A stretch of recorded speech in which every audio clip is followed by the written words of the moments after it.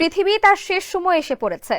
জলবায়ু পরিবর্তন থেকে শুরু করে বৈজ্ঞানিক ও ধর্মীয় নানা সূত্র বলছে ধ্বংসের দ্বারপ্রান্তে বসবাসযোগ্য একমাত্র গ্রহ এই পৃথিবী।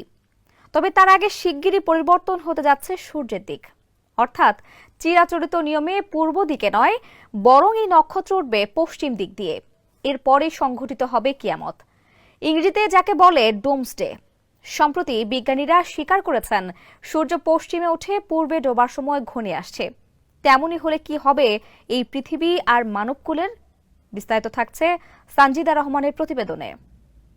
7,86,000 বছরের মধ্যে প্রথমবারের মতো উল্টে যেতে পারে পৃথিবীর চুম্বক মেরু।